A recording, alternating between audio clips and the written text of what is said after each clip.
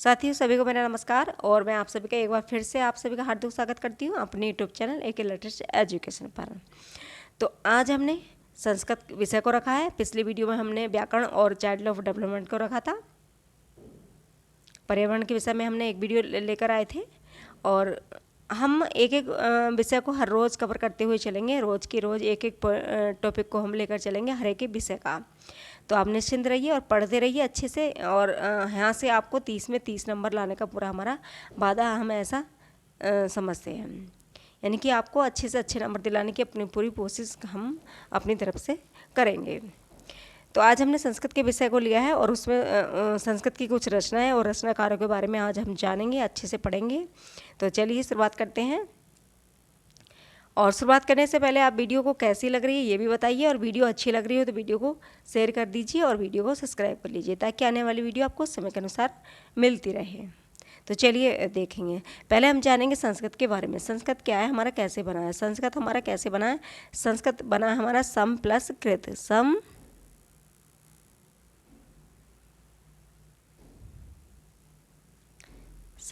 Plus कृत, है ना। तो सम इसमें क्या है? सम इसमें उपसर्ग है और क्रिया हमारी क्या है? इसमें धातु है। इसमें क्रिया हमारी क्या है? धातु है।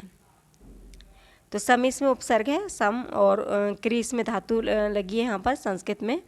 तो संस्कृत हमारा बना दो शब्दों से मिलके सम प्लस कृत, और सम उपसर्ग है, क्रिया इसमें धातु है। देखिए अब इनकी रचनाओं के बारे में देख लेते हैं, जान लेते हैं कौन से रचनाकार संस्कृत के महत्वपूर्ण रहे हैं और किन किन कवियों ने और किन किन रचनाकार हमारे ऐसे रहे हैं जिन्होंने बहुत अच्छे आगे उन्होंने अपना काम किया है। चलिए देखते हैं।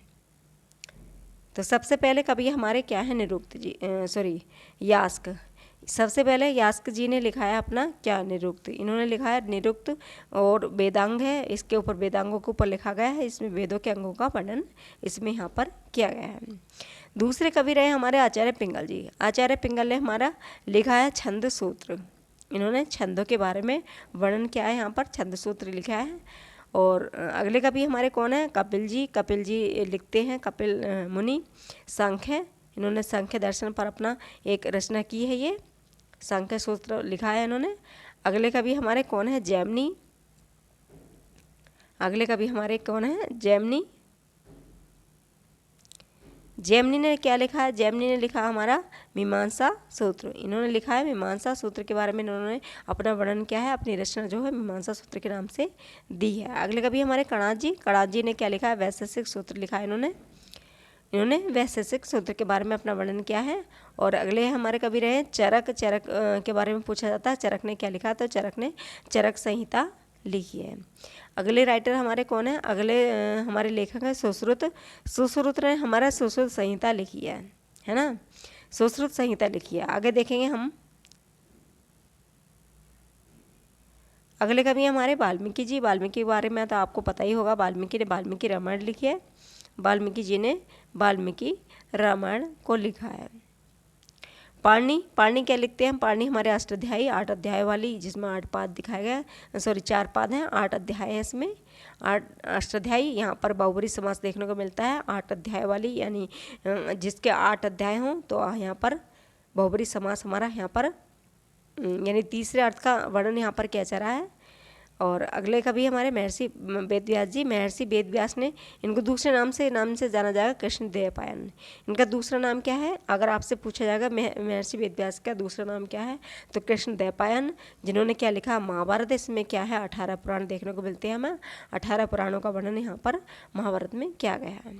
अगले कवि रहे हैं हमारे कात्यायन। कात्यायन जी ने लिखा है हमारा वार्तिककार।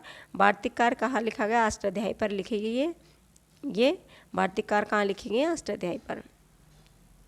अगले कवि हमारे कौन है? अगले कवि हमारे पतंजलि हैं। पतंजलि ने लिखा महाभाष्य, और जिसमें क्या लिखे हैं? 84 अहनिक के बारे में वर्णन इन्होंने किया है। पतंजलि जी ने महाभाष्य पर 84 अहनिक का वर्णन। इसमें अगर आपसे महाभाष्य न पूछकर अहनिक पूछ ले जाए, या फिर पतंजलि ने कितने अहनिक लिखे हैं इस संख्या पूछ ली जाए आपसे, तो आपसे प्रश्न आराम से बन जाएगा।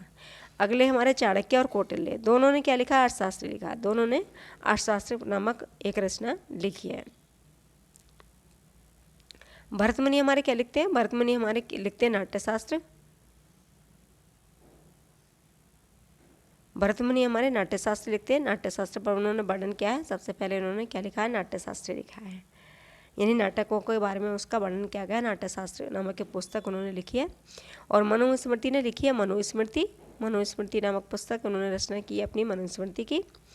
अगले कवि रहे हमारे अश्वघोष। अश्वघोष जी लिखते हैं बुद्ध चरित्र और सौरानंद। अश्वघोष हमारे क्या क्या लिखते हैं? अश्वघोष, बुद्ध चरित्र और सौरानंद। अगले कवि रहे हमारे गुणाढ्य। गुणाढ्य ने लिखा है व्रत कथा। व्रत कथा के बारे में उन्होंने अपनी एक पुस्तक लिखी है, व्रत कथा।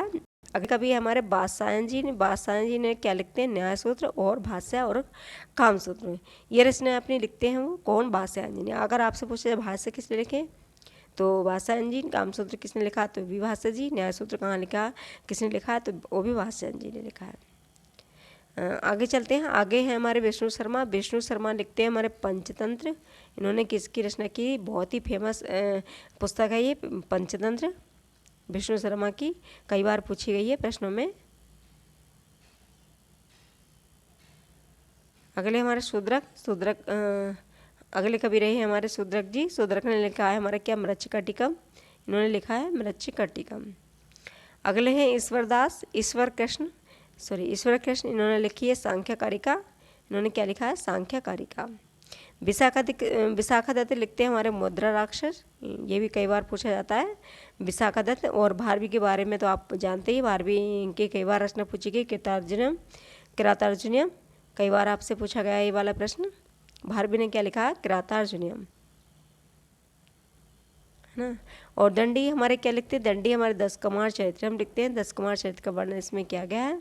10 राजकुमारों का वर्णन यहाँ पर देखने को मिलता है हमें। और भरतहरि ने क्या लिखा है? भरतहरि ने वाक्य पदिकम लिखी, श्रृंगार नीति का लिखा है, वैराग्य शतक लिखा है ना। वाक्य पदियम ये किसकी रचना है? तो ये भी हमारी भरतहरि की है। और श्रृंगार नीति शतक किसकी है? तो ये भी हमारी भरतहरि की है। वैराग्य शतक किसने लिखा है? तो ये भी हमारा भरतहरि ने लिखा है। अगले कवि रहे हमारे भामाजी। भामाजी को देख लेते हैं। भामाजी ने लिखा है काव्य अलंकार। बहुत ही फेमस इनका ये रचना है भामाजी की, बहुत ही फेमस रचना है। सबसे पहले रचना भामा की काव्य अलंकार। और माघ, जो घंटा माघ कहे जाते हैं हमारे, माघ तीनों मतलब तीनों उसके लिए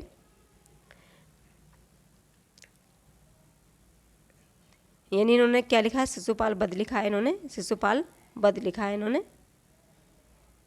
माघ जी ने शिशुपाल वध, इसका वर्णन इसमें क्या किया गया? शिशुपाल माघ का इसमें वर्णन किया गया है। घंटा माघ इनको कहा जाता है। और अगले कवि हमारे आदि शंकराचार्य जी। शंकराचार्य जी हमारे लिखते हैं शंकर भाष्य और ब्रह्मसूत्र। इसका इसमें वर्णन इसमें देखने को मिलता है। अगले कवि हमारे बाणभट्ट जी। बाणभट्ट लिखते हैं कादम्बरी। कादम्बरी का वर्णन इसमें देखने को मिलता है। कादम्बरी नामक एक पुस्तक उन्होंने लिखी है।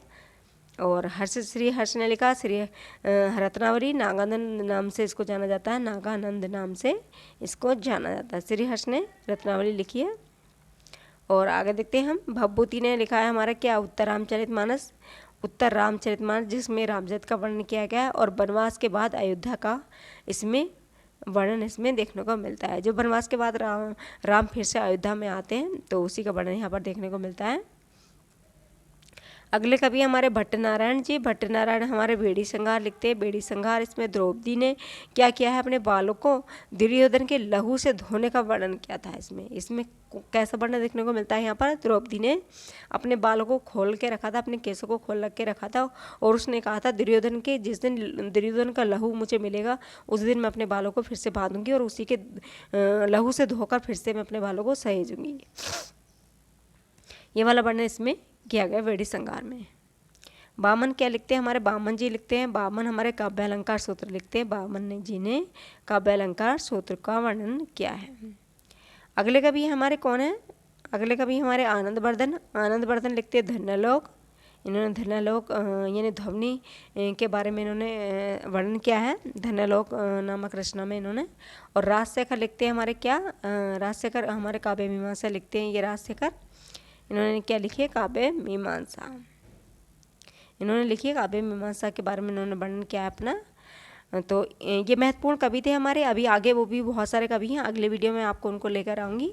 बहुत सारे ऐसे कवि हैं जिनकी रचनाएं बहुत ज़्यादा आपको देखने को प्रश्न में परीक्षा पत्र में आपको देखने को मिलती है, तो उन रचनाओं को भी मैं लेकर आऊँगी अगले वीडियो में। और वीडियो कैसी लगी ये आप बताना ना भूलें, आपको कैसा वीडियो चाहिए और आपको किस तरह का वीडियो चाहिए। मैं पूरा सिलेबस को अपना कवर कराऊंगी, पूरा यूपी टेट सुपर टेट के लिए। आप निश्चिंत रहिए, और मैं अच्छे से पूरा मतलब कॉन्सेप्ट क्लियर करा के आपको अच्छे से पूरा सिलेबस को ऐसे अच्छे से कवर कराऊंगी आपके लिए। आप बताइए मुझे वीडियो आपको कैसा चाहिए, और वीडियो आपको कैसा लगा ये भी बताइए। आपके लायक वीडियो कितना हेल्पफुल हो रहा है ये भी आप मुझे लिखकर बताइए। तो धन्यवाद, कल मिलेंगे एक नई वीडियो के साथ, तब तक के लिए गुड बाय।